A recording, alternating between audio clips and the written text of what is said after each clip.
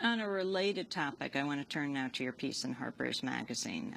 The World Conference Against Racism was held in Geneva this past April, a follow-up to the first racism conference in Durban, South Africa, that took place, well, right before the September 11 attacks, actually. It was in the midst of that. Well, unlike Toronto, this time there was a major boycott. The Obama administration refused to attend, claiming the conference would unfairly target Israel. Several other countries joined in, despite the fact that the declaration ultimately contained no criticism of Israel. Instead, it reaffirmed a conference text from 2001 that recognizes the Palestinian right to self-determination and calls for a Palestinian state alongside Israel. Critics say the controversy over Israel could have been an excuse to avoid dealing with the conference's key issues, including addressing the legacy of slavery. Well, the piece you wrote in Harper's, Minority Death Watch, Minority Death Match, Jews, Blacks, and the, quote, post-racial presidency, goes through what happened, 8 years ago, and how it was cast. Talk about it. Well, I always find it fascinating that this is what the world was talking about right before September 11th, that in a sense, September 11th interrupted violently this conversation that was taking place.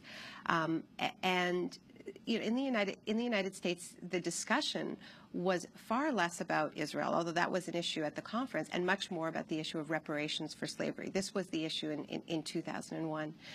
It was the hot issue on CNN and on all the talk shows. This was the hot issue on campuses. I mean, this has been sort of erased from history, and it's one of the reasons why I wanted to retell the story of Durban and take it out of this misinformation campaign. You know, in the lead up to Durban 2, you couldn't find an article about this conference. Durban 2 is what the follow-up conference in Geneva was described as. You couldn't find a reference to it without the pairing of the word hate fest.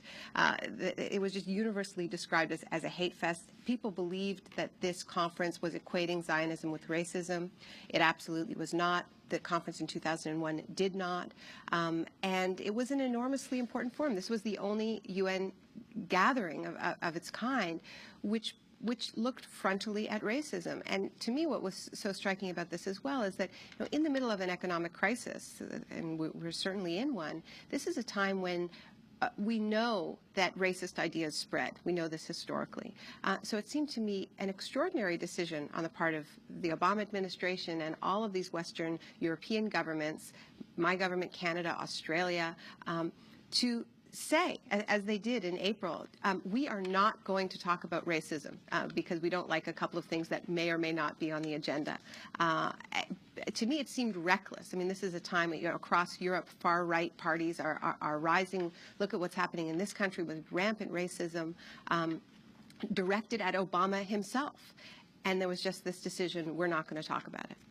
Your piece begins in Harper's, where you are visiting the offices of the United Nations High Commissioner for Human Rights in Geneva. Explain what happened as you were there, as the hours unfolded. Well, I had this interview set up with Naomi Klein, who is the High Commissioner for Human Rights, and that means that she's in charge of this conference. This is her conference. Just as in 2001, it was Mary Robinson who had her job, and she was in charge of the first Durban conference. So we had this interview set up the day before the conference was set to open, and when I arrived, she was having an extremely rough morning because she had just gotten the news that the Obama administration was definitively boycotting the conference. More than that, as soon as the Obama administration announced that, all of these other countries started dropping like dominoes. So she had been on the phone nonstop trying to prevent a full-scale walkout by the entire European Union, which would have meant no conference whatsoever.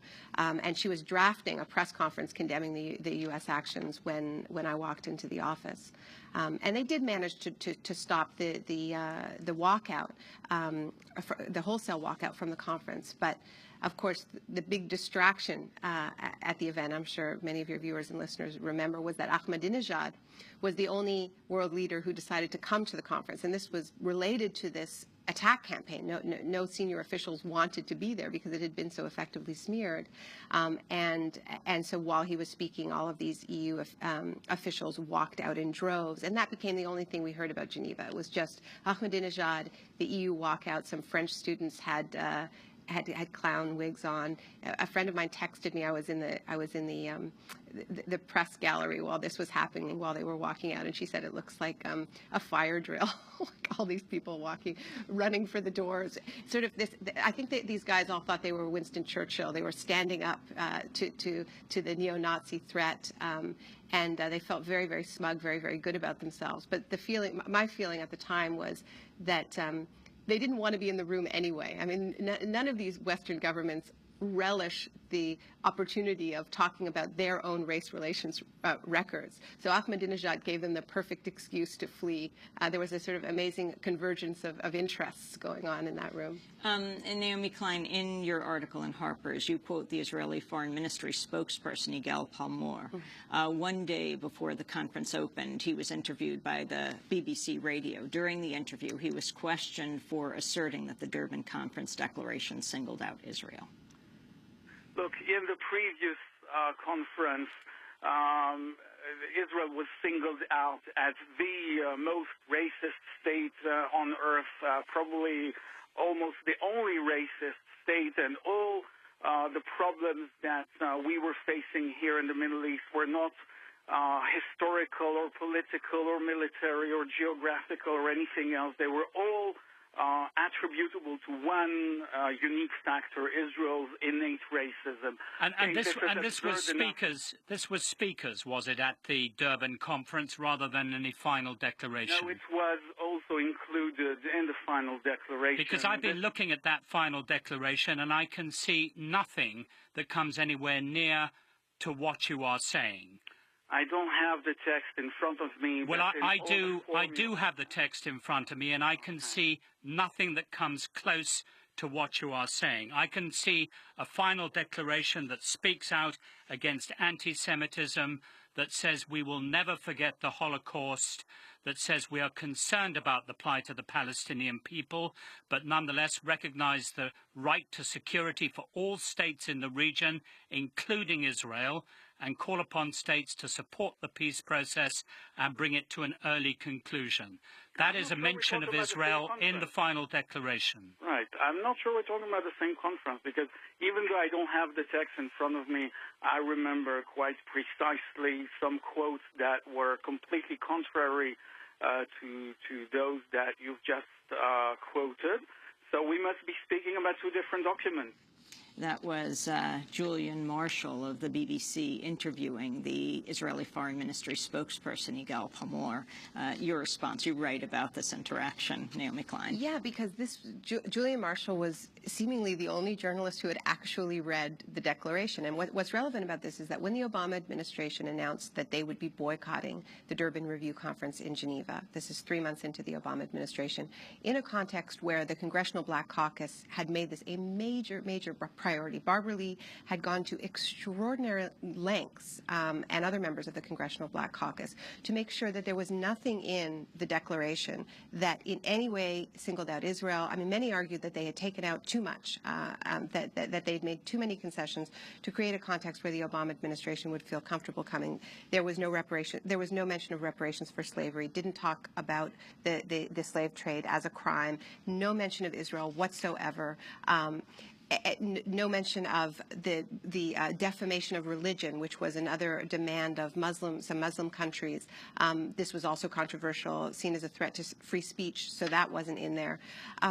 So there was no reason not to go. I mean, Barbara Lee and the Congressional Black Caucus had managed an incredible negotiating feat. There was no reason not to go now.